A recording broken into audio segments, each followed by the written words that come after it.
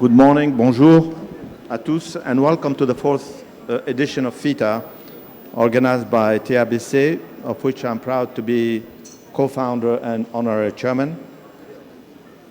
The honor has been bestowed upon me today to moderate the first panel of this important conference that we hold in the midst of trying times amidst a devastating pandemic.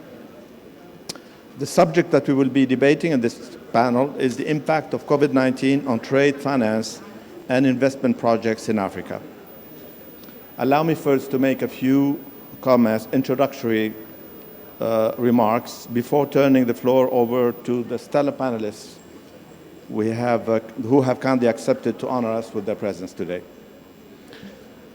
There can be no doubt that COVID-19 pandemic has given rise to the biggest sudden stops we have witnessed in recorded history. It has been estimated that the capital flight that was recorded out of emerging economies, including Africa, in the early weeks following the pandemic has never been as strong in the history of mankind. The International Institute of Finance estimates that around $130 billion were withdrawn from emerging markets during the first half of 2020. The bulk of that money never made it back. Some consider the COVID-19 crisis to be even stronger than the Wall Street crash of 1929. This is particularly so if we count the number of deaths so far. As of today, more than 10 million people died from COVID in the world. In Africa, the number of deaths is 138,000 as of yesterday, which is modest comparatively speaking, but the pandemic is still raging in most parts of Africa. The highest number of deaths were recorded in South Africa of about 59,000 deaths, followed by Egypt, 16,000, and sadly, Tunisia comes in the third place with 14,000 deaths and still counting. There are two things that distinguish this crisis compared to the previous ones. First, this crisis started in the real economy with a concomitant gigantic twin drop in demand and supply globally and domestically, whereas the previous crisis stemmed from the collapse of the financial systems. And the second thing is the astounding speed with which the crisis unfolded. For instance, it took only a few weeks for unemployment to rise to unprecedented levels all over the world, whereas it took much longer in the previous crisis for that to happen. With that being said, it is clear that emerging countries in general, and Africa in particular, are most at risk, as we've heard this morning, to bear the brunt of the crisis for the following considerations. A major consideration, I'll start with this one, is the weaker health systems prevailing in most African countries. The pandemic laid bare the widespread deficiency of health systems throughout Africa. In Tunisia, for example, which is considered a lower middle-income country, there were only 10 ICU beds when the crisis broke out. Today, we managed to double that number, but most hospitals are already saturated, and concern is mounting about the fourth wave that hit our country lately. As I'm speaking to you right now, some of our fellow citizens in Siliana, Kairouan, Kasserine, and other regions of Tunisia who got the virus are suffering immensely because of lack of basic health services. Most African economies have a limited fiscal space. That's another consideration. This means that for many of them, it is difficult to issue local currency debt, neither can they tap the international capital markets. Hence, a very limited capacity to raise liquidity and engage in fiscal stimulus. In Tunisia, there is a heated debate going on right now as to how the country can cover its budget deficit or sustain its debt level, which has reached unprecedented proportions in its history. Tunisia is certainly not alone in Africa facing this dreadful situation. It is also difficult, if not impossible, for most African countries to do quantitative easing similar to what we have witnessed in the US and Europe. That means that central banks in these countries have little leeway to monetize deficits, barring a few exceptions such as South Africa, Morocco, Egypt, and to a lesser extent Tunisia. But even in these cases, the monies that have been created are rather modest compared to those witnessed in advanced economies. We have heard earlier about the $3 trillion that were created in the United States, for example. Another consideration is that both export proceeds, FDIs, and workers' remittances have taken a deep dive, and for countries having a large tourism sector, such as Tunisia, Egypt, Mauritius, or Morocco, the crisis is particularly damaging. Workers' remittances have dropped 23% in sub-Saharan Africa in the wake of the pandemic. FDIs are estimated to have dropped between 25 and 40%, depending on the country. Tunisia has witnessed an 80% drop in tourism revenue in 2020, and the situation is expected to improve only slightly this year, if at all. Furthermore, this crisis comes at a time of rising concern of public debt sustainability. It is hence questionable whether many African countries will be able to honor their foreign debt obligations, particularly after having borrowed heavily in the international capital markets over the last few years as they took advantage of low interest rates. The G20 did launch a temporary debt relief program, the Debt Service Suspension Initiative, or DSSI, in favor of low-income countries, which has been extended until the end of this year. Of the 38 eligible countries in Sub-Sahara, only 9 countries took thus far advantage of this program. However, as the pandemic seems to linger on for much longer in our continent, I do expect to see crowds forming at the gates of official and private creditors to seek some form of debt relief or restructuring. As a result, sweeping international efforts are needed to help such countries weather the storm. Most Africa-based DFIs, such as the FDB, Afreximbank, and other institutions that are present here today, such as ITFC, AFC, and Africa 50, have promptly acted to extend their assistance via a variety of initiatives that I'm sure we will learn about in a few minutes. Furthermore, we are witnessing some fundamental changes in the global supply chains in the international division of labor. Whereas some transnational corporations have decided to relocate their offshore activities closer to home in order to ensure just-in-time inventory, many others are seriously thinking to repatriate their activities altogether as a result of 2 confluent forces: the rise of Industry 4.0 and the political pressure being exerted on them to bring jobs back home. The reshoring phenomena has the potential to adversely impact employment in countries such as Tunisia, where more than 400,000 people work in the offshore sector. This is a matter of serious concern, and I'm afraid the pandemic has accelerated the process that has started a few months ago, or a few years ago. Whereas the prospects for a quick recovery in world trade have improved of late, after falling by more than 9% in 2020, the WTO expects world trade volumes to be slow in 2022 at around 4% after a temporary rebound of 8% in the course of this year. In Africa, the combination of sharp drop in global demand and commodity prices dramatically affected prospects for trade and growth. In addition, the effects of the third wave and possibly future waves of the pandemic will continue to be largely felt throughout Africa, which will likely leave trade below its pre-COVID level. Furthermore, as I mentioned earlier, supply chains have received particular attention during the crisis due to the perception that complex and long supply chains have worsened the implication of the pandemic.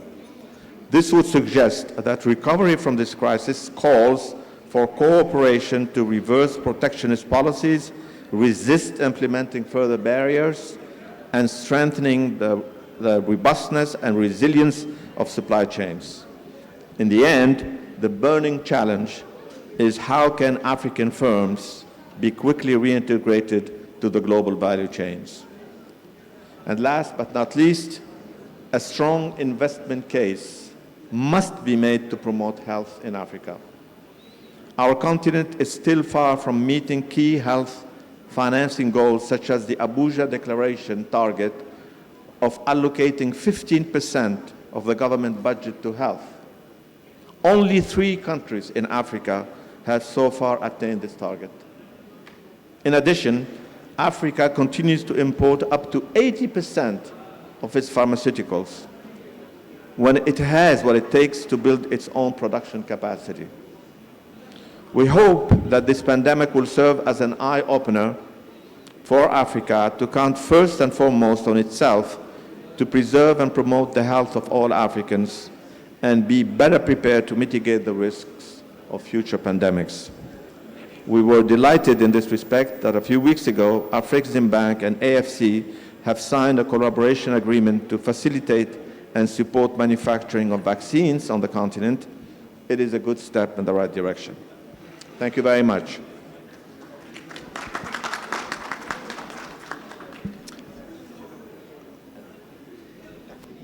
Okay. J'ai le plaisir maintenant d'introduire nos panélistes. Je vais commencer par son Excellence, M. Gabriel Curtis, ministre guinéen de l'Investissement et du PPP, qu'on va écouter dans quelques minutes. Son Excellence, Madame la ministre Hala Cheikh Rouhou, ancienne ministre de l'Énergie, des Mines et des Énergies renouvelables en Tunisie, et cofondatrice et CEO de Nithio, un cabinet de conseil en énergie qui couvre principalement l'Afrique subsaharienne. Engineer Mr. Hani Salem Sombul, qu'on a écouté tout à l'heure, le CEO of International Islamic Trade Finance Corporation, and a dear friend of TABC. On sera aussi rejoint par visioconférence M. Ismaïla Zubair, CEO of Africa Finance Corporation, qu'on a écouté tout à l'heure. Nous avons aussi M. Sanjeev Gupta avec nous pour représenter AFC. Il est board member and executive director of AFC. Monsieur Alain Ebobissé, CEO of Africa 50, qu'on vient d'écouter il y a quelques minutes. Il était question qu'on écoute Monsieur Farid Belhaj qui a envoyé un message enregistré, mais malheureusement il y a un petit problème technique, donc peut-être qu'on l'écoutera tout à l'heure. Donc j'invite pour commencer Monsieur le Ministre et les autres panélistes à dire juste quelques petits mots d'introduction et par la suite nous allons donc entamer le débat. Merci beaucoup Monsieur le Ministre et félicitations pour votre introduction qui a bien campé les problématiques auxquelles on fait face en raison de la pandémie de la Covid-19 qui a véritablement chamboulé l'ordre économique mondial, notamment le commerce, l'investissement. Et dans le cas précis ici, c'est sur les infrastructures également. Alors, certes, il y a beaucoup de points de préoccupation que vous avez évoqués et je suis tout à fait d'accord avec vous. Mais moi, j'ose croire que cette pandémie offre véritablement une opportunité pour le continent parce que ça a mis à nu des difficultés auxquelles nous faisons face. C'est une véritable crise. On ne produit que 1% des vaccins qu'on va administrer sur le continent, 1%. Ce qui veut dire, par exemple, pour un pays comme la Guinée, qui très tôt avait compris, parce que nous avons eu, malheureusement, et heureusement pour nous, les affres d'Ebola en 2014-2015, et qui a été très dur pour l'économie et pour le pays. Mais donc, dès que la pandémie du Covid est apparue, contrairement aux autres pays, nous avions déjà les infrastructures pour laver les mains, pour voilà, comment isoler les gens. Donc, on n'a fait que reprendre cela. Mais on s'est vraiment rendu compte quand même qu'on est on est vulnérable. On a commandé les vaccins très tôt et jusqu'à présent, on n'a reçu que même pas 20% des vaccins qu'on a commandés, qu'on a payés depuis décembre 2020. Donc, ce qui veut dire que ça a mis à nu certaines des difficultés que nous avons, mais ça donne aussi des opportunités à nous. Ça va inciter à une nouvelle dynamique. Nous avons beaucoup de politiques très intéressantes comme la zone de libre-échange continentale qui représente une opportunité extraordinaire pour le continent. Je crois qu'avec cette pandémie, il y a une accélération de la 4e révolution industrielle. Et il est extrêmement important parce que ça va affecter tous les pans économiques et des échanges. Parce que le numérique va jouer surtout sur l'investissement, sur la finance, sur le commerce, sur la santé, sur la sécurité. Donc c'est extrêmement important que l'Afrique ne rate pas cette opportunité. Et on l'a vu avec la pandémie, on a été obligé tout le monde a été obligé de s'adapter. Je donne un exemple tout bête, c'est que le Conseil des ministres en Guinée se fait par Zoom ou sur Microsoft. Donc, parce que c'est la pandémie qui nous a obligés à faire cela. Donc, ça veut dire qu'il faut qu'on se prépare pour qu'on ne soit pas surpris. Donc, c'est un accélérateur de la 4e révolution industrielle et de l'intégration aussi de l'Afrique, parce qu'on s'est rendu compte qu'il faut compter sur nos propres moyens. Vous avez parlé tout à l'heure de Global Value Chain. Moi, je pense qu'il faut qu'on crée un African Value Chain. Et c'est un espace comme le FITA est une belle plateforme pour promouvoir le African Value Chain. Évidemment, qui se place dans un contexte global, mais on en a besoin. Et la même chose aussi, donc on est forcé de revoir nos modèles de développement et nos modèles de coopération. Parce qu'avec la pandémie, nous avons vu que nous faisons face à plusieurs barrières. Au niveau du commerce, il y avait la barrière physique, on ne pouvait plus se déplacer, il y avait des restrictions. Vous avez la barrière financière, vous avez parlé tout à l'heure des capitaux qui sont partis, et 5 milliards de dollars, rien que le premier semestre de l'année dernière, c'est 5 milliards de capitaux qui ont quitté le continent africain, ce qui a affecté la liquidité des banques, donc on ne peut plus financer le commerce. Vous avez aussi des barrières logistiques pour pouvoir pour commercer entre nous. Il faut qu'on ait les ports qui fonctionnent, il faut qu'on ait des aspects toute une chaîne logistique qui soit là, la mobilité, qu'elle soit présente. Donc on a ces barrières-là. Évidemment, c'est dans des barrières, mais c'est aussi des opportunités sur lesquelles il faut sur lesquelles il faut qu'on se penche. Au niveau des projets de développement, il y a évidemment les questions exogènes, comme vous l'avez rappelé, l'aide au développement, puisque chacun a eu des problèmes budgétaires, les recettes n'étaient pas les mêmes, l'aide au développement, les FDIs ont baissé. En Guinée, par exemple, c'est 40%. Et il y a aussi les problèmes endogènes, parce qu'avec la pandémie, on n'a pas eu non seulement les revenus qu'on escomptait, mais également ça nous a coûté. En Guinée, par exemple, c'est 400 milliards de francs guinéens qu'il a fallu tout de suite trouver pour atténuer les effets de la pandémie. Donc, par exemple, on a suspendu le paiement de l'eau, de l'énergie, pour atténuer les effets néfastes, parce que les prix ont commencé à augmenter, donc il fallait aider pour que les gens aient un pouvoir d'achat un peu plus important. Donc, en disant, on réduit on a fait la gratuité, par exemple, du transport public. Tout ça pour aider le citoyen lambda pour cela. Mais moi, je demeure quand même très optimiste par rapport aux ouvertures que cela nous offre, si nous nous posons les bonnes questions et que nous investissons là où il faut investir et que nous faisons comme ce qu'on est en train de faire au niveau de l'Union africaine pour les vaccins, c'est-à-dire de choisir les pays qui ont des avantages comparatifs pour pouvoir produire des vaccins localement. Nous allons revenir à tout ça. Félicitations. Je donne la parole à Hala pour quelques mots introductifs. Merci, Excellence, Monsieur le Ministre, Excellence, Mesdames et Messieurs. C'est un grand plaisir d'être parmi vous. Je pense que, comme vous l'avez bien dit, Jaloul, ce qui se trouve, c'est que pour notre continent, bon, on ne peut pas généraliser, mais pour la plupart de nos pays, la crise est arrivée à un moment où il y avait déjà une croissance du niveau de l'endettement et une croissance du niveau des déficits publics. Donc, l'espace fiscal que nos pays avaient à leur disposition pour préserver les emplois, donner les facilités que nous avons observées. Par exemple, je vis aux États-Unis que le régulateur et les autorités ont pu déployer très rapidement pour les petites et moyennes entreprises, pour les individus, pour les ménages, n'était pas disponible.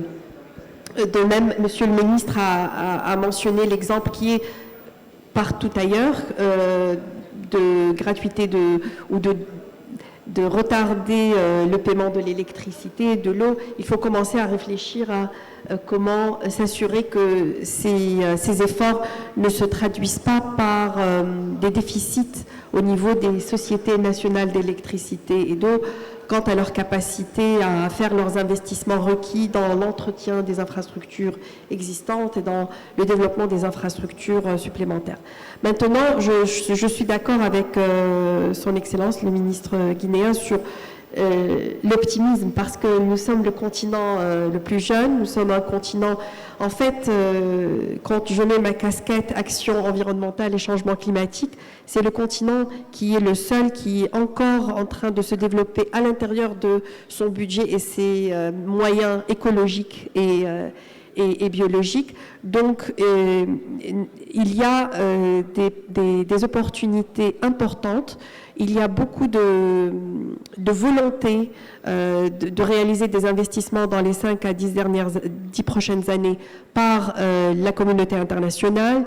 Vous savez certainement que l'Union européenne, par exemple, je ne sais pas si elle est représentée, vient de finir sa programmation de 7 ans. Ils ont dédié 30 milliards d'euros pour l'Afrique. Donc, cela représente des opportunités. Le G7 récemment, avec les banques d'aide au développement du G7 ainsi que la BEI, ont annoncé 80 milliards de dollars, c'est quand même important sur 5 ans, à investir en Afrique. Le mot qu'on entend souvent, c'est « there are no bankable projects ». Nous avons l'argent, ce n'est pas le problème, c'est le manque de projets qui sont viables. Et je peux vous certifier, sur les 15 dernières années, j'ai eu le plaisir et l'honneur de faire des dizaines de projets d'infrastructures structurantes en Afrique. C'est possible et c'est faisable de faire des projets viables et de réaliser the double bottom line. C'est-à-dire qu'il y a un impact important financier, mais il y a un impact important socio-économique et environnemental, puisque c'est la région où il y a le plus d'opportunités de s'urbaniser, c'est la région où il y a le plus d'opportunités de s'industrialiser, c'est la région où il y a plus d'opportunités de développer une agriculture résiliente au changement climatique. C'est une région qui est certes vulnérable au changement climatique, mais qui a le moins contribué. Donc, cela fait qu'il y a beaucoup d'appétit, aussi bien par les bailleurs officiels que par les bailleurs internationaux privés, les investisseurs, de regarder les opportunités d'investir pour réaliser les objectifs globaux, les Sustainable Development Goals à horizon 2030. Ce qu'il nous faut, c'est chaque pays, chaque sous-région, de définir nos axes stratégiques pour chaque secteur, que ce soit, dans mon cas, mon expertise a été beaucoup sur l'infrastructure, l'énergie, l'action au changement climatique. Donc chaque pays définit son Nationally Determined Contribution à l'accord de Paris, sa contribution nationale déterminée. Voilà mes priorités en tant que pays sur les 10 prochaines années pour l'énergie, pour l'agriculture, pour la lutte contre la déforestation, pour l'accès à l'eau, pour une meilleure gestion de mes ressources naturelles, et de descendre ces stratégies dans des projets, une série de projets que nous pouvons réaliser. C'est ainsi que, sur les 15 dernières années, j'ai eu le plaisir et l'honneur d'appuyer, par exemple, le Kenya à développer sa géothermie. C'est une énergie propre qui existe en abondance en Afrique de l'Est et qui n'est pas développée. C'est la seule région du monde qui a beaucoup de géothermie non développée.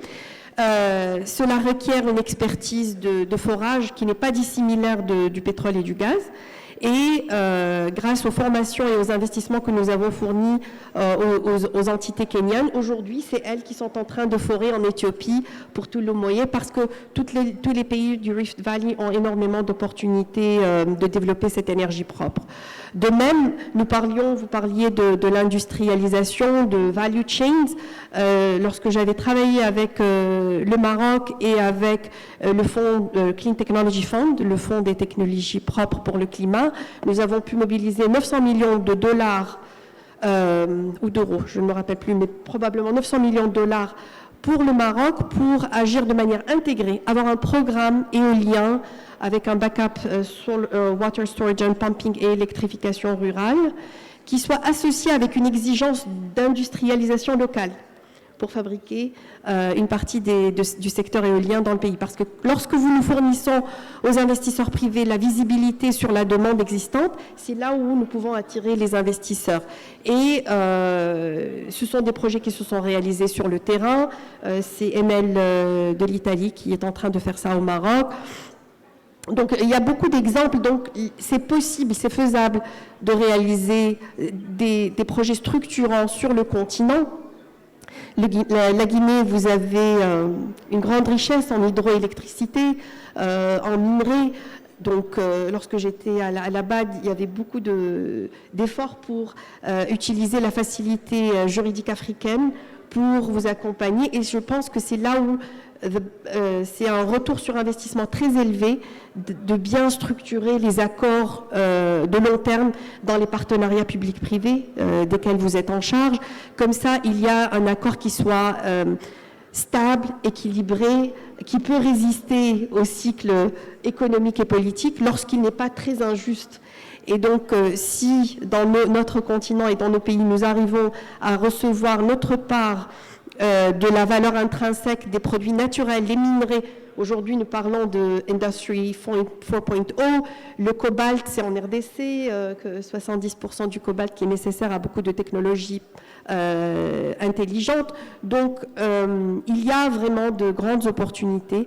Et je pense que vous l'avez bien cité, ainsi que son Excellence le gouverneur de la Banque centrale et ainsi que mon ami Hakim Ben Hamouda, nous sommes tous africains. Et donc, nous avons cet appétit au risque africain que peut-être dans des pays, des régions distantes, est perçu comme un risque exagéré. Nous savons que les gens vont payer pour des produits essentiels à leur survie, à leur développement, à leur éducation, à leur santé, à leur prospérité économique. Donc, il faut que nous commencions par nous construire et investir en nous-mêmes. C'est une grande avancée d'avoir l'accord de libre-échange africain. Il faut concrétiser ça par un mouvement plus facile des capitaux et des êtres humains, et du facteur humain et du facteur capital. Et ceci pourra déchaîner le génie de nos jeunes et de nos moins jeunes et de nos industriels et de nos entrepreneurs. Donc, je suis effectivement optimiste, mais il faut vraiment bien structurer les offres et les projets que nous présentons aux investisseurs nationaux, régionaux et internationaux. Merci bien, Helen. Nous avons écouté tout à l'heure M. Ismaël Zoubeiro. I don't know if Mr. Gupta would like to add a few words on that. Yeah, sure. Can you hear me? Yeah, that's fine. Yeah, hi. My name is Sanjeev Gupta. I'm with Africa Finance Corporation. And thank you very much for the initial comments. And I must apologize that the only language I speak and understand is unfortunately English. So please bear with me. I know that I'm in a serious minority here.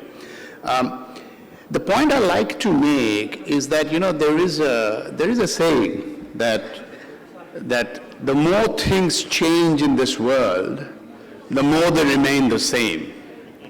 And when it comes to this particular challenge that humanity is facing, the COVID challenge, I can't but help remembering this saying, because in so many ways, everything that was being spoken about is almost deja vu when it comes to the continent. because the challenges around lack of diversification, the challenges around the lack of development of projects, the challenges around de-risking projects so that investors can come in, the good projects that you talk about, the challenges of diversifying economies and addressing the demographic challenge into an opportunity. I call it the 5D problem, the 5 Ds. These are not old problems. These have been chronic issues on the continent. What COVID has done, and I take it as a good sign, is that it has allowed us to remember this well, and for the world to remember this, that this continent of 1 billion plus people, which is soon going to be 2 billion people, which is going to be home to the world's largest number of young people, if a grand plan is not made, we will be talking about these problems in 50 years to come. So from an AFC point of view, we like to keep it simple, because we are, after all, just another institution in the whole firmament of African funding. We only focus on infrastructure and infrastructure-related projects. So what did we do? What did we do different to what we have always been doing was perhaps the question. So obviously, as an African institution, we worked with other governments, other institutions, and provided immediate healthcare support. You heard that alongside Afro-Exim, we are also building, hopefully, a state-of-the-art vaccine manufacturing business. So that's okay, that's one part of the story. The other is, which I need you to remember, is that in spite of all the various constraints that the continent faced, we were one of the few institutions which managed to retain and maintain its credit rating.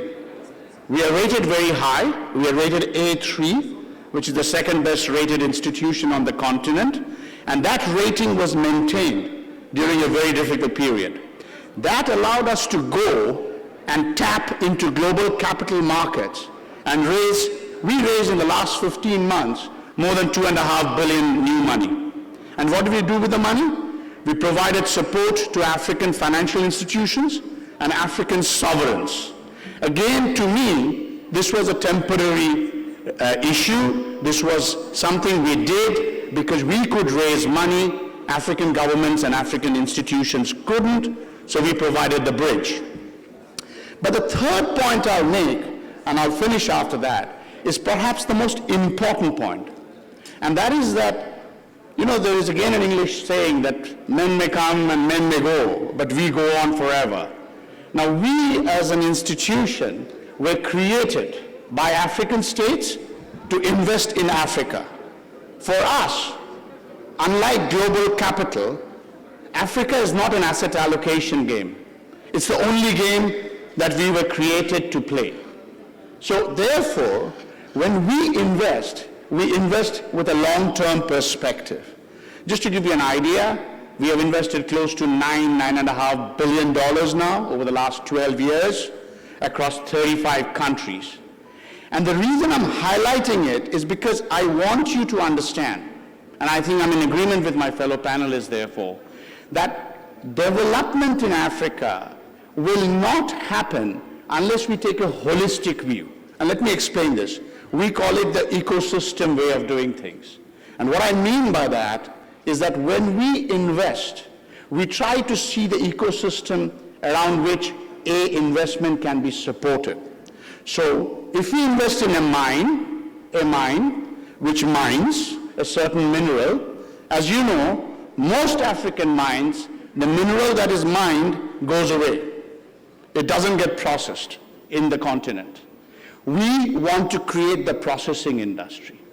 The moment you create the processing industry, and we're doing it, automatically there is a need for energy, power. So then we create the power solution. If you then have to connect the mine to the ports, you have to build roads and railroads. And then you have to ultimately build the port and the logistics around it. And that's what we like to do. we do not like to invest in isolation because we believe that if we adopt that ecosystem approach, it ultimately creates better projects. It ultimately diversifies the economies, it enhances export earnings, it creates jobs, and it de-risks projects, which is then possible then to bring in global capital. So for example, when we have developed projects, completed projects, we have had no difficulty in bringing in global capital to come in at the time of financial close. So that's how we are positioned as AFC. We would love to do more work in Tunisia, obviously. We have invested in one of your oil and gas assets. We're looking at the renewable side, which will please you. We're doing more and more renewable work, and we also want to look at the mining industry. So from our point of view, the way I would like to put it is, I think there is the last saying I will quote. Somebody said that never let a good crisis go to waste. For Africa, this crisis allows us to engage with global capital on a mutually beneficial basis. Because global capital needs returns, and we can provide those returns if we can develop and invest well. And that's my little mantra that we try to follow and hope that we all can follow. Thank you. Thank you, Mr. Gupta. That's an excellent mantra, by the way. I'd like to ask a question to Engineer Hani Salim Sumbul if he is online. I'd like to make sure that he is with us before I ask the question. Est-ce qu'on peut vérifier si M. Sumbul est en ligne?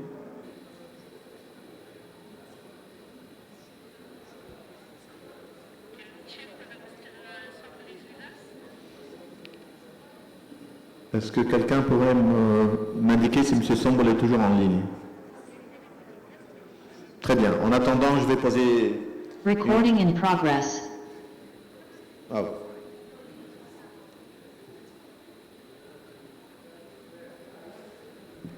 Monsieur Sumbul. Pas si on m'entend.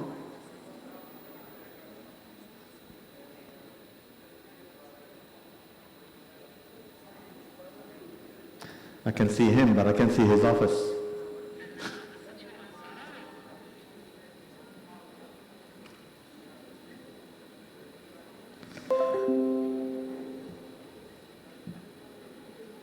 Bon, en attendant, Monsieur le ministre, moi j'aimerais vous poser quelques questions. J'ai suivi avec beaucoup d'intérêt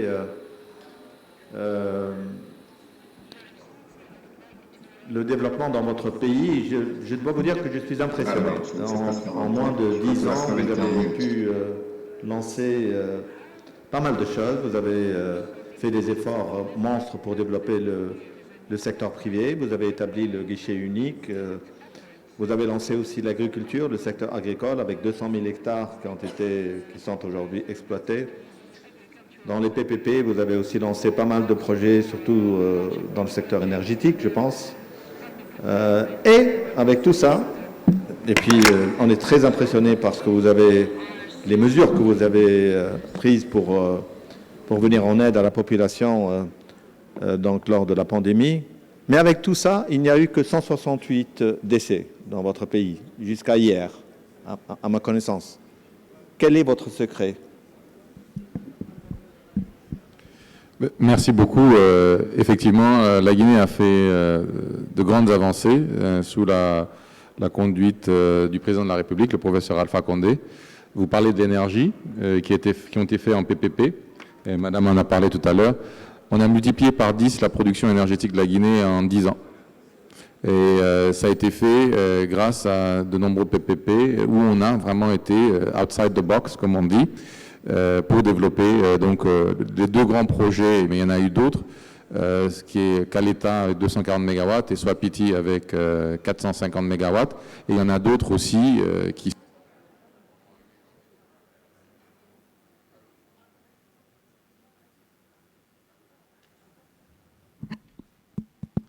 Allô?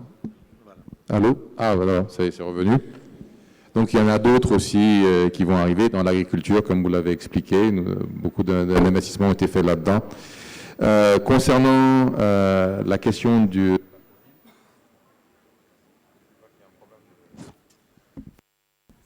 Allô. OK. Concernant la question de la Covid, je vous ai dit que nous avons eu dès le début des réactions presque épidermiques parce que nous avons vécu la période d'Ebola et nous avons appris de cela.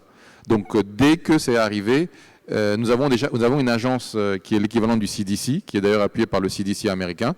Donc dès que c'est arrivé, nous avons pris toutes les mesures nécessaires pour essayer de combattre cela. Et nous n'avons pas la capacité non plus de fermer nos économies. Donc on ne pouvait pas faire de confinement. Mais par contre, on a pris des mesures pour éviter, pour diminuer le nombre de contaminations qui pouvaient se faire.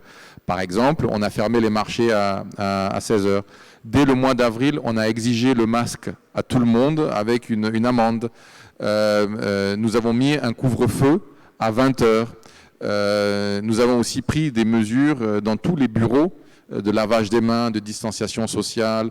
Et comme je vous l'ai dit, la population a quand même suivi parce qu'on avait l'expérience d'Ebola.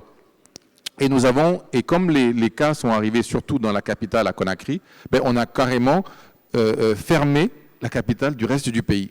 Donc on ne pouvait plus se déplacer de Conakry au reste du pays pour éviter que ça ne se propage. Évidemment, ça a eu des corollaires, des conséquences très importantes sur le commerce intérieur parce que les camions étaient bloqués puisque le port principal est dans la capitale. Donc ça a eu vraiment de très grandes conséquences, des répercussions. Mais par contre, ça a aidé à stopper la propagation de la maladie dans d'autres régions qui sont bien moins équipées que la capitale. Et nous avons aussi eu à un moment jusqu'à 1000 lits disponibles. Évidemment, comme la Tunisie, nous n'avions pas suffisamment de ICU, donc il a fallu multiplier ça, ça a pris du temps. Mais et on a malheureusement perdu beaucoup de gens et des personnalités importantes, encore une fois, parce que la maladie était méconnue. Et la prise en charge, il a fallu un peu de temps pour savoir comment faire une bonne prise en charge. Bon, l'autre chose aussi qui nous a aidé, c'est la jeunesse de la population. Nous avons une population très jeune, 77% de la population a moins de 35 ans. Donc, ce qui fait que, et on sait qu'avec la Covid, ça atteint moins les couches plus jeunes. Donc, et dans les couches les plus... et on a essayé de protéger au maximum celles qui étaient les plus vulnérables. Et très tôt, dès que c'était disponible, dès le mois de décembre, nous avons commencé la vaccination et particulièrement des gens qui sont sur le front line et les personnes vulnérables. Donc voilà, et là actuellement on est à peu près à 350 000 personnes vaccinées. C'est pas beaucoup, c'est à peine 3% de la population, mais nous essayons de multiplier cela. Et je vous dis encore, cela a révélé les problématiques que nous avons dans nos pays, c'est-à-dire les problématiques de coûts de production. Comme je vous ai dit, il n'y a que 1% des vaccins qui sont offerts en Afrique. Nous avons commandé, nous n'avons pas seulement commandé, on a payé pour les vaccins, mais ils ne sont pas encore arrivés parce que chaque pays et chaque entité ont d'abord pensé à se couvrir eux-mêmes. C'est normal. Donc il est important que le continent africain aussi prenne des leçons de cela. Oui. C'est ce que j'ai indiqué tout à l'heure. Vraiment, c'est surtout c'est-à-dire on a la capacité en Afrique, sauf qu'il faut qu'on bouge. Je crois comprendre que Engineer Hani Salim, somebody is available. So I'd like to ask you a question, Mr. Sambo. Trade financing gaps have worsened significantly in the wake of the pandemic in Africa. The major DFIs have promptly responded by initiating such programs as the Rapid Response Facility of the African Development Bank and the Afreximbank's Pandemic Trade Impact, as well as the Islamic Development Bank and ITFC with the coronavirus support package that you have launched.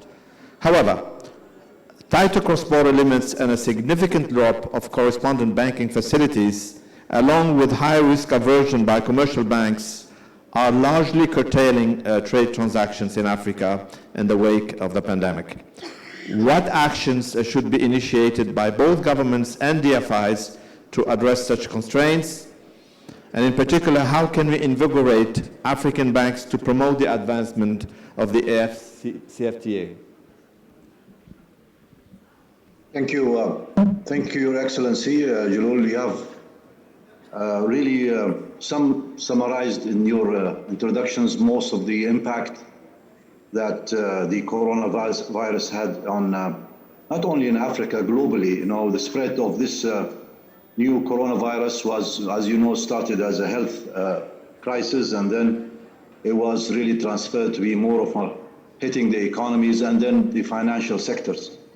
You know, in the beginning of the pandemic, we felt also the shortage of funds in the markets, in addition to the outflow of the liquidity from many of the regions, especially the Africa.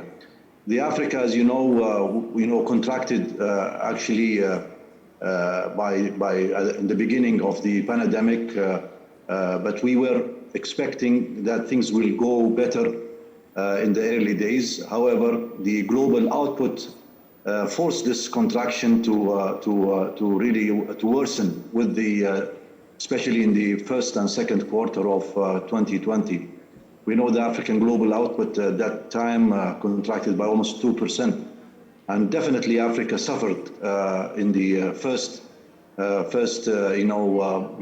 the 2020, maybe from the worst actually growth that was impacting the African continent. We know the many factors were actually had these implications. The readiness of the continent, just like globally, we were not ready to really encounter such virus, and the resilience was a little bit weak. So we have seen all this impact on the GDPs of many countries, and the cancellation, lockdowns, and the shipping even added more really constraints on the continent.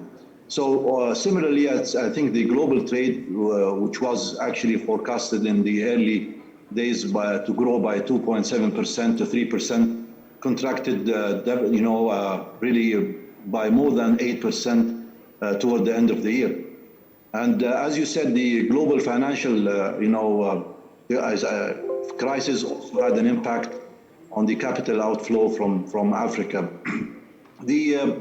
The supply of trade finance, as you know, was significantly affected at that time. That will add to the already the deficit that Africa had for trade finance before even COVID-19, which ranges between 170 to 200 billion at that time. So the supply of trade finance, as I said, was very much affected. Correspondent banking relationship also faced challenges in the region, and rejections of the letter of credits requests increased by almost 40% by local banks. So most of the sectors were actually impacted, not only the trade, but all sectors that is related to trade, talking about the remittances and the tourism, the informal sectors, of course, in addition to a very important sector which was hit during the crisis, which is the SME sectors. So we are expecting, of course, that this uncertainty and volatility in the markets will continue in the coming year. However, I think with the vaccination, things looks more brighter now, as we can see a little bit of opening up here and there. That is going to at least ease the impact. Indeed, as you said, the IDB group, including ITFC, had a very, I would say, urgent program, which was planned early days of the pandemic. It's a 2.3 billion program. We were looking at the different phases of the pandemic. We said in the beginning, by the way, it's called the 3 R's. The R1, which we are trying to respond to the urgent and pressing needs of member countries. In addition to that, we were also preparing countries for the second phase, which is the recovery phase, and finally, of course, the restart. And this maybe will take a longer time. As you know, that ITFC has contributed almost to $1 billion in the early days of the pandemic, helping member countries not only with medicine, with medical equipments, but also with food supplies, because we know that the interruption in the food supplies was one of the maybe major concerns for many countries. This recovery response program actually helped and supported all sectors in the beginning. And now we are embarking into the second phase, which is the recovery phase, by extending also all possible assistance, short-term, medium-term, and long-term assistance to member countries, because really we want to make sure that ITFC is going to stay relevant. In addition to what we've done actually in the beginning to really revisit our strategy, now we are more focusing on a new direction for ITFC, and I think this direction is going to be also very relevant in terms of new sectors that we are going to tackle, especially the health sector and tourism sector.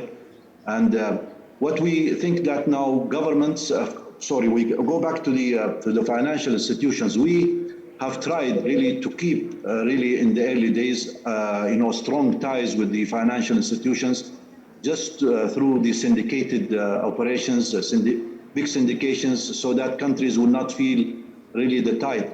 And I would like to thank all our partners here, especially the Africa Exim Bank and BADIA and other local financial institutions, for really taking the step toward really having new innovative programs to support especially the African continent, under many programs. I can call one of them is the COPRIVA with the Africa Exim Bank and the BADIA, which is a 1.5 billion initiative that already signed and started implementing.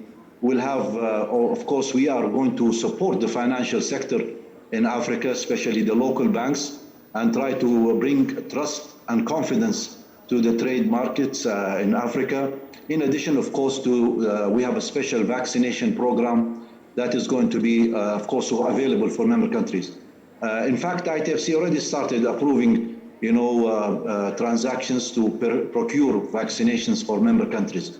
So what I think is that in addition to this trade finance, I think what Africa also needs at this stage is actually more of the trade development and trade-related technical assistance and capacity building programs, because definitely financing alone will not really help member countries in Africa, especially during the recovery period. They need training, they need capacity building programs, and we felt that we have done quite good in the early days of 2020 to provide this kind of really hand-holding with member countries and helping different sectors through a number of initiatives, a number of capacity building programs, and that's what they require.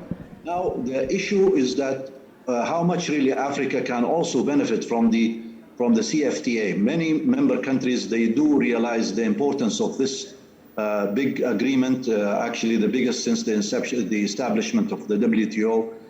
We need to make use of this agreement because it really, as my colleague here in the panel said, we need a comprehensive really solutions for Africa. You cannot tackle one area and just leave the others without really having to look at the bigger picture. That's why we're trying to extend hand to the Secretariat of the CFTA and trying to see how can member countries benefit already from the already available products that our institution have, and also through our partnership with the African Union, with UNICA, with other major active institutions in Africa. So ITFC, alongside the partnership with other, we launched, as you see, one of the most important. That's why I call the governments here of Africa to really give more attention to the Arab-Africa Trade Bridge Program. It's a comprehensive program. As I said, it does not only help in the area of trade finance, but also insurance. It helps also in the infrastructure. And beside of that, we have so many partners actually with us. One of them is, of course, IDB is coming really with a number of projects under the Arab-Africa Trade Bridge, the ISEC, the ICD. That will make it more of a very diversified products for Africa. And we thank the governments in Africa who joined us. We have Senegal, we have Benin, we have Togo, we have Tunisia, of course, on top of that. Egypt now is part of that. This 2020 and 2021, Tunisia is the chairman of the Arab-Africa Trade Bridge Program, and we are hoping that the governors and the ministerial meeting will be held in Tunisia toward the end of the year. We need to make sure that these programs are well really utilized in Africa, because it, as I said, it really provides a lot of really the important, finally, I would like to say that the trade, we cannot avoid that trade will play a major role in the recovery, and also it will definitely solve many challenges. What we need to do is to make sure to, as I said, to use this agreement, and also to take the opportunities that the COVID-19 really created. And we call from here that more relaxations in terms of the governments to avoid protectionism at this time, to boost confidence in the trade and global markets, and improve transparency. Transparency is very much needed. And we also do not want to forget digital trade. It's going to be the future of trade, not only in Africa, but also globally. We are now having special programs to support member countries to do trade on platforms, and that will facilitate the trade transactions, and in the same time will reduce the cost and increase efficiency. We are starting a model now project in Egypt, and that's why we are trying to conduct most of the trade transactions through using fintech solutions and using, as we say, many of the platforms. So I think these recommendations, the current crisis, in my view, offers an opportunity to develop readiness and for the future pandemic as well. We need to be ready for tomorrow. The pandemic or the viruses will not leave us alone, but we need to be very, very much, ready to capture all the solutions to really be resilient against those. The scope of the international agreements is wide, and we can benefit from that to provide actually greater predictability and credibility for all of us. Partnership, we cannot fight all of this alone. We need everyone to be with us and to really join us in these programs, so that we can really serve Africa, not now, but in the future. One of the most promising continents in the future is Africa, no doubt of that. And that's why we see that Africa is going to be for Africa, and definitely the intra-African trade will be our focus, and to see how can we support really Africa to improve, and utilize actually the available products of ITFC and others. And I would like to thank you for letting me really interfere here. Thank you very much. Thank you very much, Engineer Sambul. That was fascinating, what you're trying to do. I don't know if Mr. Alain Ebobisse is online. Could you check? Because I have a question for him. You are? Yeah, I'm here. Okay, good. Then I have a question for you. The COVID-19 pandemic has impacted infrastructure finance in a variety of ways. Projects have been postponed or canceled. New projects are being put on hold. Private commitments in infrastructure in Africa have sharply decreased. What potential restructuring solutions are available to both governments and DFIs to restore investor confidence and safeguard the conditions for a quick recovery of infrastructure projects? Well, thank you. I'll speak in French, but let me maybe start in English by thanking the government of Tunisia and the Tunisia Africa Business Council for inviting me to this very important discussion. I look forward to a discussion, but I also want to acknowledge my brother and good friend, Minister Gabriel Curtis, with whom I'm working in Guinea. We have a number of projects together. Bonjour, Gabriel. And also my friend Ella. I know her for a long time, and of course, other friends. Alors, je vais passer en français.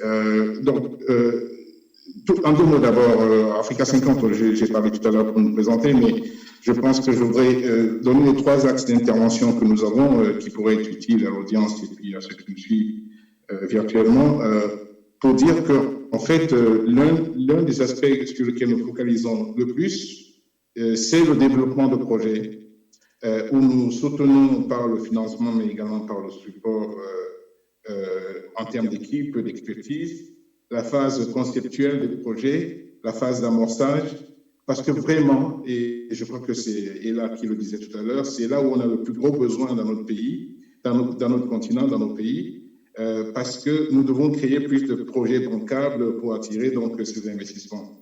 Et il y a une statistique qui fait un peu mal, mais bon, c'est pas qu'en Afrique, dans les autres régions également. Presque 80% des projets en phase d'amorçage en Afrique échouent un petit peu à cette étape-là. Parfois parce qu'il y a un manque de ressources, bon, il y a également des difficultés de risque, mais nous devons vraiment sensiblement augmenter notre capacité d'intervention dans la phase de développement de projet afin de créer un pipeline de projets bancables, en tout cas d'en mettre un peu plus, qui vont pouvoir attirer les investissements. C'est ce que nous faisons en Africa 50. Nous aidons à réduire les risques, nous aidons à aider à lever le financement en dette, notamment à travers la Banque africaine de développement, dont le président, le docteur Akinwumi Adesina, également le président du conseil d'administration d'Africa 50, et donc nous sommes partenaires.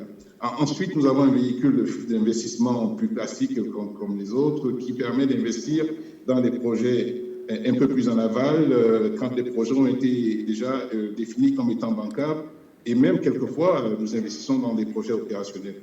Et le troisième domaine d'intervention, c'est la levée de fonds, pour pouvoir mobiliser plus de fonds qui pouvaient être financés en fait dans les infrastructures africaines. Parce que notre mandat, il est exclusif. C'est les infrastructures africaines en PPP. C'est pour ça qu'on a créé, suite à l'appel du chef d'État en 2013, pour la création, qui a demandé la création de testements innovants pour le financement des infrastructures. Et quelques projets que nous avons fait, mais vraiment très rapidement là-dessus, avant de parler de la réponse publique. Et c'est pour montrer que dans notre continent, il y a des choses qui se font, plusieurs de ces choses, il faut qu'on parle de succès. C'est vrai qu'on n'a pas énormément de choses à faire, mais il y a quand même beaucoup qui se fait. Et très souvent, dans les conférences, ou même dans les médias ou ailleurs, on parle toujours de challenge, ce qui est vrai, mais il faut parler des choses qui existent. Nous avons investi en quelques années sur les centrales comme la centrale de Durban en Égypte, c'est presque 1,5 gigawatts de solaire, Africa 50 a investi dans 400 MW dedans, très rapidement fait. Nous avons investi sur des projets avec mon frère, le ministre de Curtis, en Guinée, sur l'aéroport de Bessia, sous le leadership du président, son excellence Kaka Condé. Nous avons des projets en cours, au Cameroun, la centrale de Nachiga, qui sont en cours de construction. C'est des grands projets.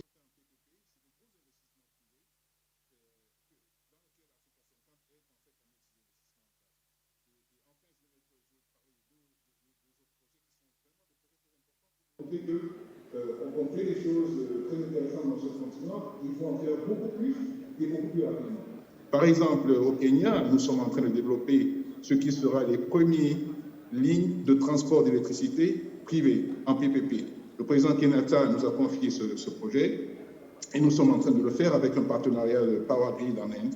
Et je peux également montrer parler du pont sur le fleuve Congo qui relie Brazzaville à Kinshasa, deux belles villes africaines qui sont séparées par un fleuve qui n'est pas très grand et qui ne sont pas connectées physiquement. Donc Africa 50 a été choisi comme le co-développeur de ce projet de pont qui va relier ces deux villes africaines et qui va donc également permettre donc de continuer de bâtir donc cette région et nous pensons que ça va accélérer les échanges entre les deux pays. Et Kigali Innovation City, qui est le dernier projet dont je voulais mentionner, parce que là aussi, Kigali Innovation City, dont le Rwanda nous a choisi comme co-développeur principal de ce projet avec Rwanda Development Board, mais c'est un projet qui va changer la narrative, qui va changer la narrative de l'Afrique, un continent qui ne consomme pas uniquement la technologie, mais qui produit également. Donc on a déjà des centres de production, au Kenya, au Sénégal, etc., beaucoup de pays, mais il faut que au niveau mondial, qu'on voit l'Afrique également comme ce continent qui produit la technologie, et donc nous allons contribuer à ça avec Kigali Innovation City. Au niveau de la réponse à la pandémie, nous avons une réponse qui constitue autour de 3 volets. D'abord, au début, nous avons rejoint un élan de solidarité qui a été témoigné par plusieurs institutions en faisant des dons en numéraire, notamment à Africa CDC, hein, qui opère sous l'égide de l'Union africaine, pour leur permettre d'acheter du matériel médical. Bon, ça, c'était l'urgence sanitaire. Nous avons contribué et nous avons également soutenu quelques pays modestement pour montrer qu'on pouvait aider dans cette phase initiale. Ensuite, nous avons pensé, et je crois que c'est ce que mes collègues du ce panel sont en train de dire, que la meilleure façon de soutenir la relance, c'est d'accélérer le développement de projets. Et donc, pour nous, nous avons essayé de trouver les moyens de restructurer les projets qui en ont besoin et d'accélérer d'autres, bien sûr en respectant les contraintes sanitaires. Par exemple, les projets où certains investisseurs sont partis, parce qu'on a constaté une fuite des capitaux, c'est clair. Ce que nous avons fait, nous avons essayé de trouver des financements, des crédits relais locaux à travers les banques locales pour continuer la construction et non pas arrêter en attendant que les autres viennent. C'est ça, en fait, que nous avons essayé de faire. Et donc, aujourd'hui, la construction du projet Malicounda au Sénégal, qui est une centrale électrique de 120 MW, est en cours grâce notamment à ce financement. Et donc, ce que nous faisons également en termes de réponse à la pandémie, c'est de dire il faut trouver un moyen de mobiliser plus de financement africain. Vous savez, les fonds de pension, les fonds souverains africains, l'estimation, ils gèrent à peu près 2 000 milliards de dollars d'actifs. Si on pouvait trouver un moyen d'augmenter leur contribution au financement des infrastructures africaines, on pourrait vraiment réduire ce gap-là. C'est les conversations qu'on va avoir, qu'on a déjà eues d'ailleurs. Je salue la directrice générale de la Caisse des dépôts et consignations.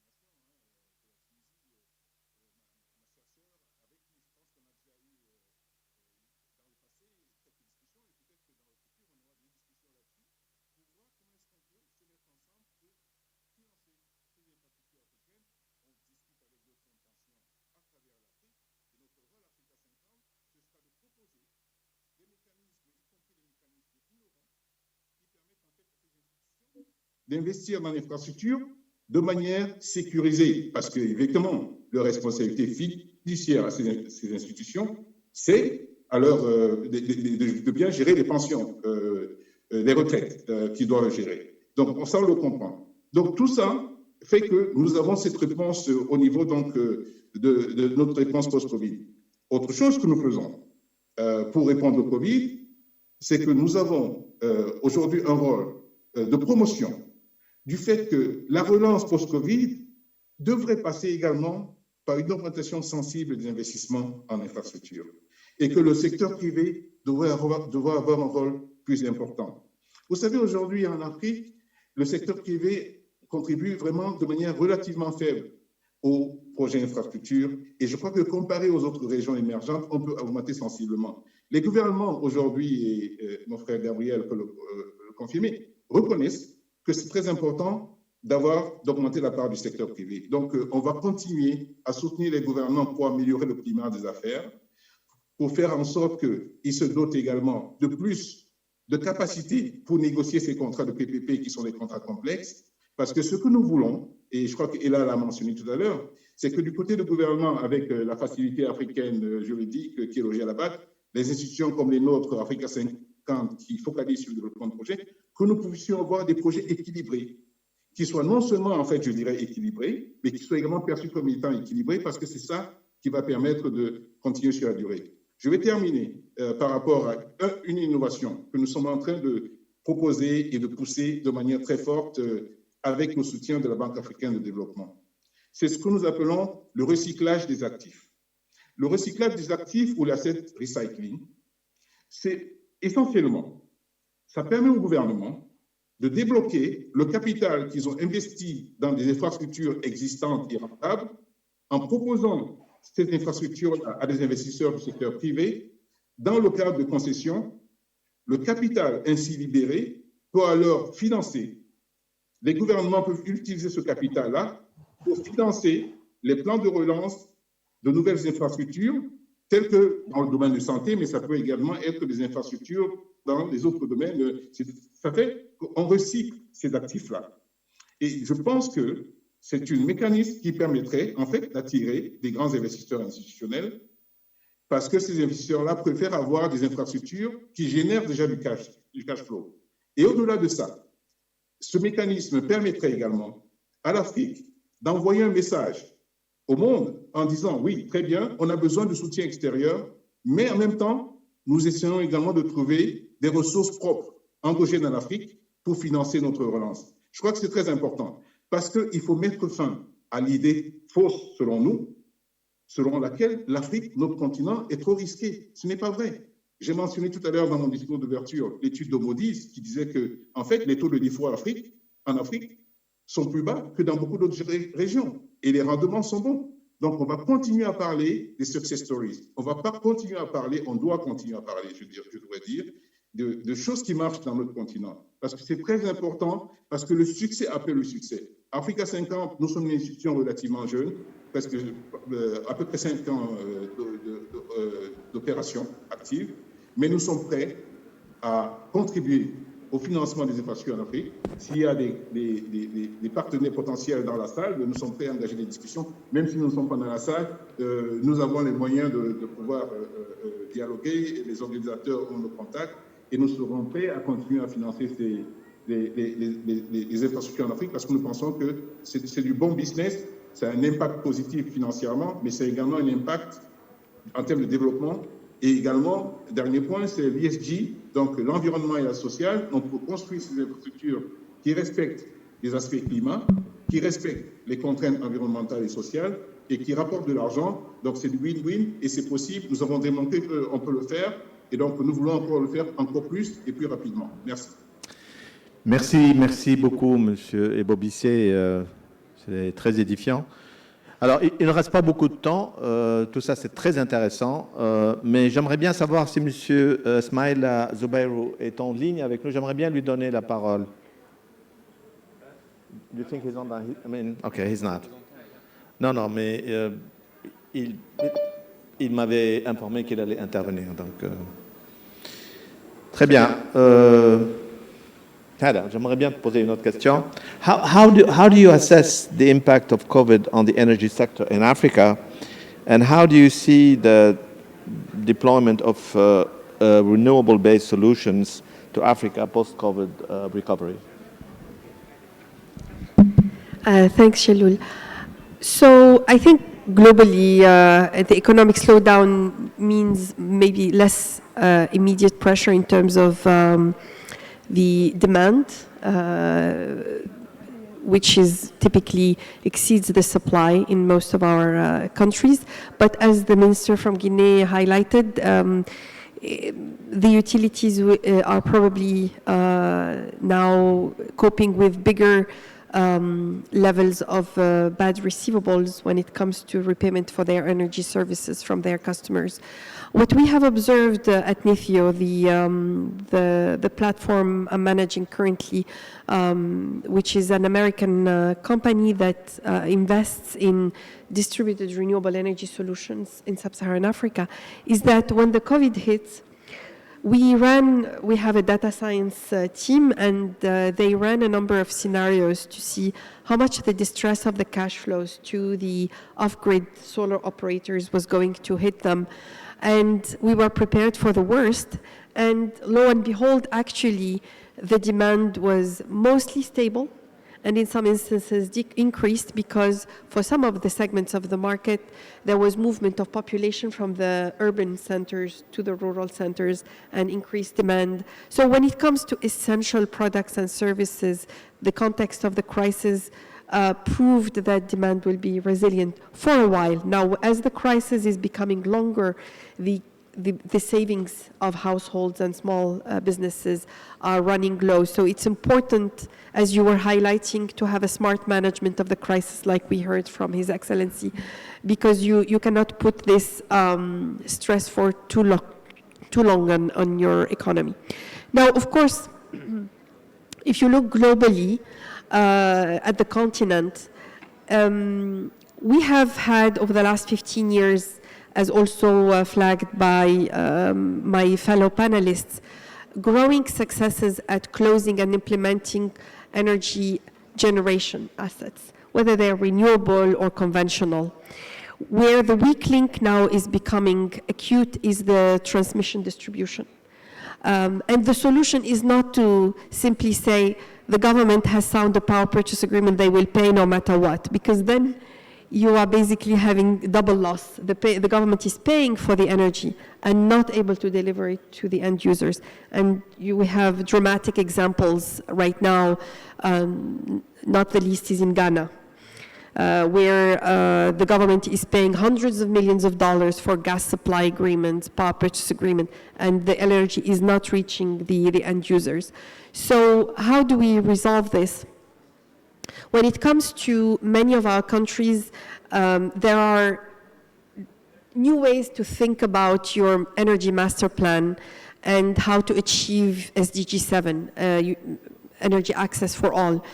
Not everybody will be reached by the grid, and my neighbor here lives in a country where clearly the government has made that decision in Nigeria that a lot of it will be done through mini-grids and off-grid, and the Central Bank of Nigeria has funded recently a 5 million connections program that will be mostly through standalone mini-grids and off-grid, mostly solar, and will be accompanied with an incentive for local manufacturing or at least local assembly. So when it comes to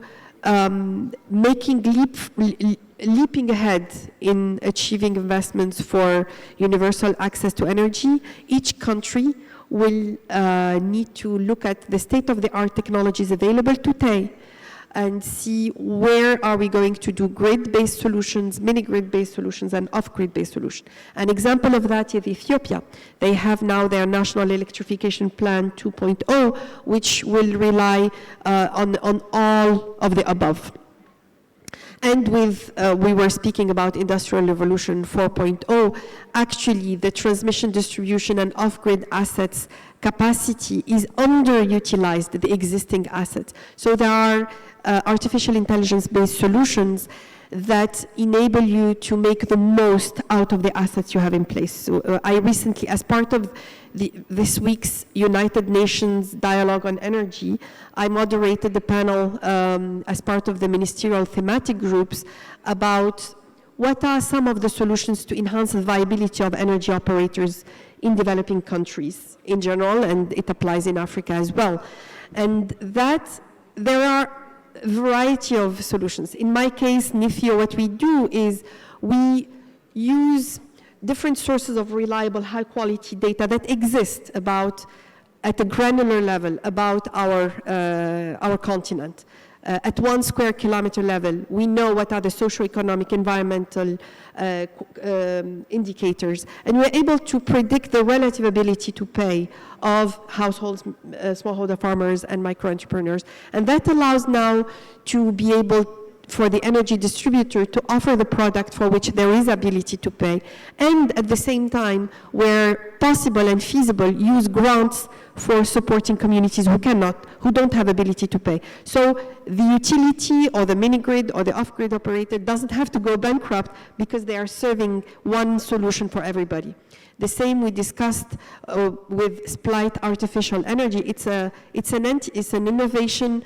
There are many innovations happening by which we need to think of the renewable energy efficiency agenda differently, because every solar or wind park has actually inverters that are used to convert the power, and these inverters are computers that are very, very underutilized. If you use them to their fuller capacity, you would be able to use your existing transmission distribution assets to absorb a lot more of the renewables, and you don't have to curtail the renewables when there are issues. And so it's a different paradigm and less reliance on fossil fuels potentially down the line.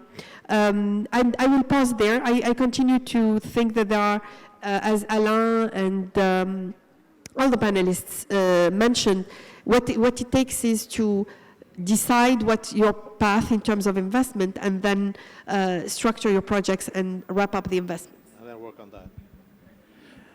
Bon, là j'apprends qu'on a largement dépassé le temps imparti, donc je vais demander à chacun des panélistes de dire quelques petits mots en guise de conclusion et on lève la séance. I'll start with you, Mr. Gupta. Yeah, okay. So thank you very much, obviously, to everybody for listening to us for so long. I think the message from us as panelists probably, or certainly as AFC, is what I like to say to all our team members, that, you know, when it comes to solving the Africa's infrastructure and industrial-based challenge, the deliverance, as I call it, is not going to come from outside. If it had come from outside, we would have all been doing fine. So the bottom line is that as African countries, we have to somehow find ways of creating an environment where private sector can develop projects well. And secondly, and most importantly, from a policy point of view, I think it's time that African sovereigns understood that in spite of being the base for everything that the world virtually needs, be it gold or minerals or rare earths, nothing is ever processed on the continent. And if that is not going to change, and if we are not going to raise the consciousness of global capital to make that happen, we will always try and look for solutions from outside the continent. We have a serious opportunity in the continent to start making our own minerals, our own resources count for ourselves in terms of how they're processed on the continent itself. And as we do that, institutions will be there to support it with project development and capital mobilization. A quick comment on the renewables.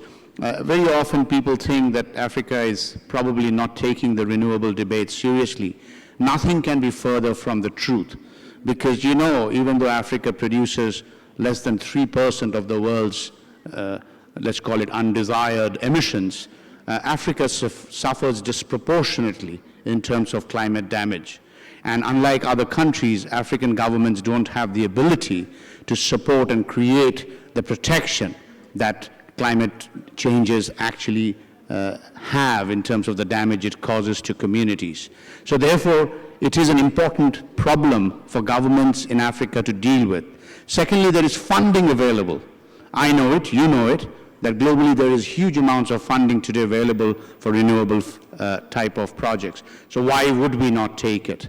And the third and the most important point is, again, I go back to my pet subject, that if the renewable industry globally is going to succeed, it's going to have to find ways of storage. And for storage and connections, you will need copper, you will need nickel, you will need rare earths, you will need cobalt. And that's all resides in Africa.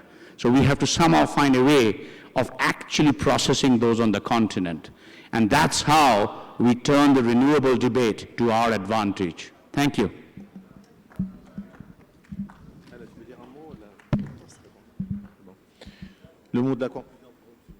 Merci beaucoup. Je trouve que ce panel était très riche en enseignements.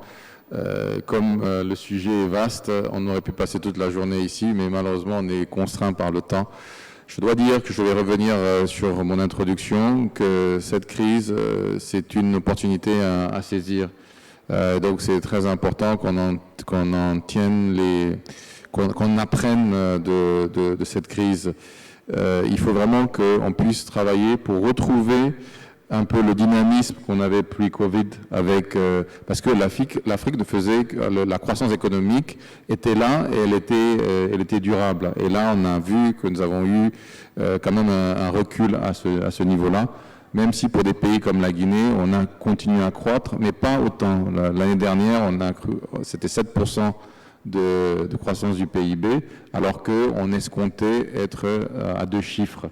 Mais à cela nous tienne, je pense que à sortir de cette crise de Covid qu'il faut préparer maintenant, il faut qu'on se prépare vraiment à saisir toutes ces opportunités-là. Et la transformation dont on a besoin, c'est une transformation technologique, digitale, la transformation industrielle et la transformation des infrastructures, la logistique, c'est très important. Et je pense que le secteur privé a toute sa place à jouer dans cela, notamment pour l'investissement, pour le commerce, pour les infrastructures. Il faut qu'on se repose sur le secteur privé, le développement des tissus du secteur privé, l'industriel, etc. Donc c'est sur ces mots-là que je voulais conclure, en vous remerciant encore d'avoir brillamment animé ce panel et en remerciant aussi tous ceux qui sont, tous les panélistes ici. Merci. Merci à vous, Excellence. Et sur ce, donc, au nom de TABC et en votre nom à tous, je réitère mes remerciements aux panélistes pour leurs interventions aujourd'hui, pour leur contribution. Moi aussi, j'ai appris énormément durant cette séance. Moi aussi, j'avais plein d'autres questions à poser, mais bon, le temps est ce qu'il est. Donc, il faut qu'on le respecte. Donc, merci à vous encore une fois et profitez des séances qui vont venir après. Bonne journée.